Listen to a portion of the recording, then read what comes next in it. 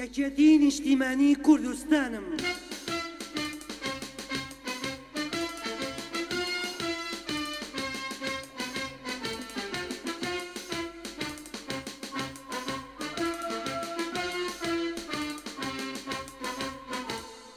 من یەکێتی نیشتیمانیم، پشتێنم خوێنی شەهیدە و تفەنگم سەوزە، دەنگ و ڕەنگی هەر چوار وەرزی ئاوەدانیم، ناوچەوانم ئەستێرە سوورەی شۆڕشە و لەوەتەی هەم تا گەردنم کوردستانیم. لەبیرتانە ئەو ڕۆژەی بووم بە داستانی گوندی چیاو، لەناو تۆز و گەردەلوولی پلانی ئەسپی ئەیلولدا لەدایک بووم، خۆم و شەرواڵێکی دراو، خۆم و جووتێ پاتەی لاستیک، خۆم و ژووری کێبڵ و کارەبا و تەعزیب، خۆم و سرودی ئەی ڕەقیب، خۆم و مشتێ گولەی سەوز، خۆم و دەستێنانی سەوز، خۆم و خەونی سەوزی مناڵانی لادێ، خۆم و عشقی سەوزی سیامەند و خەجێ.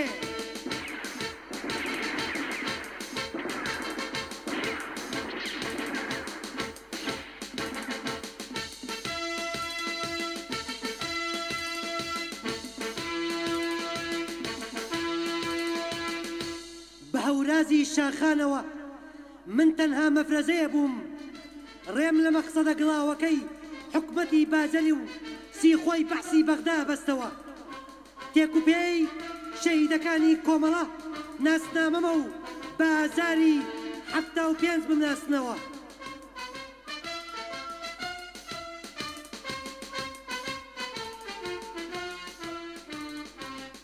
لە یەک کاتدا من دروستکەی شەوی زەیتوری هەرەس و من خوڵی لەدایکبوون بووم، من جوتیاری ڕاگوێزراوی لادێکان و گوڵەگەرمی حەوشەی هەژارانی شاخ بووم، ژێی دەنگم ژەنگ هێڵگرت بوو، من هیچ نەبووم، شۆڕشی ملەتێکش بووم.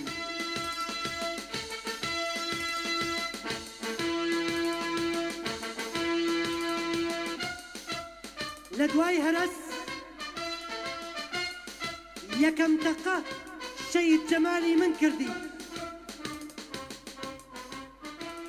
یەکەم ڕەبیەی دومەڵی سەردڵی کوردستان حەمەڕەشەکەی من گرتی، یەکەم جاسوس بوو بە عیبرەت لە پایتەختی بەغای تاوان مولازم جوامێرم کوشتی، یەکەم شەڕی دەستەویەخەی ناو دێهاتیشم مامەڕیشەکەی من کردی، منی بچووک لەر و لاواز عاسیفەی ڕۆڵەی شەهید و زامەقوڵەکەی کوردستان گەورەی کردم.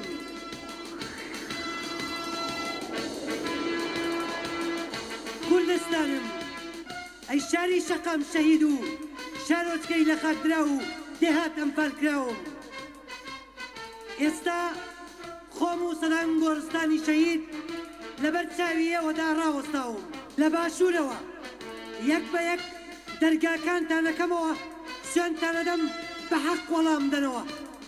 گەرمیان تو خوێنەکەی کاکە سیروان لە دوای ئەمفال بێجگە لە پێشبەرگەکانی کەرتی جوان و قوڕانی تیپی بستوویەکی کەرکووک کێ فرمێسکی شەوێکی پەستی ژێردەستەی بۆ سڕیوی شاری قارەمان کەرکووک کەرکووک قودسی کوردستان کەرکووک کەرکووک شاری قارەمان کەرکووک تو ئەو نورەی ناخت لە دوای ئەمفال بێجگە لە تفەنگەکەی ئەنوەر حەسەن بە تفەنگەکەی ئەنوەر حەسەن ڕاچەڵەکایت وەستایتەوە، ئەم 14 ساڵەی خەباتت بێجگە لە پێشبەرگەکانی کەرتی چوار و قوڕانی بستوویەکی کەرکووک کێ شێوێکی پەستی ژێردەستەی بۆ سڕیوی.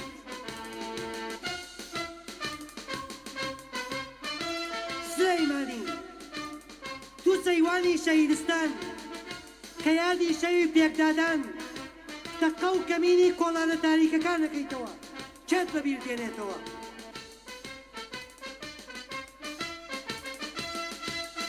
هەیبە سوڵتان تو مەرزی باڵاکەت حەمامۆک تو ئەو ئاوە سازگارەت بێجگە لە قوڕانی یەکێتی نیشتیمانی کوردستان چێت هەبوو وڵامی سیخوڵەکانی حۆجە بداتەوە.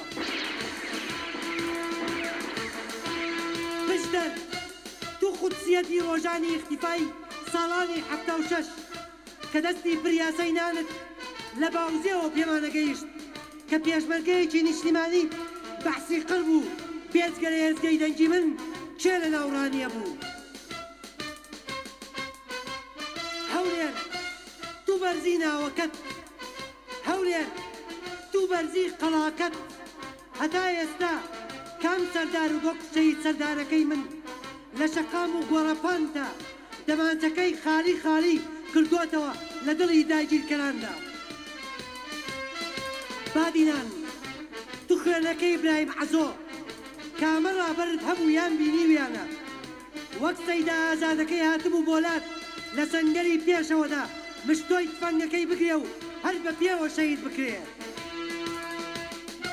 ئێستا هەموو کوردستانم بە هەڵەبجە و گەلی بازێت سوێنتانەدەم بۆ نەبەزین پشکۆی شۆڕشگەشانەوە بۆ ڕاپەڕین تۆڵەی شەهید سەندەوە کێ جاری زەماوەندیدا کێ هانی جەماوەریدا کوردستانم ئەی شاری شەقام شەهید و شارۆچکەی لە خاکدرا و دەیاتەم پاڵکراوم.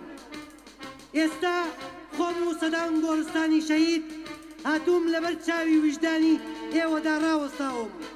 باڵام باڵای هەموو شەهیدەکانمە ئەسکێرەکەی تەوێڵشم هی کاسکێتە زێڕینەکەی شەهید ئاراممە و بەرگی سەوز نیشتیمانمە، بەرگی سەوز نیشتیمانمە.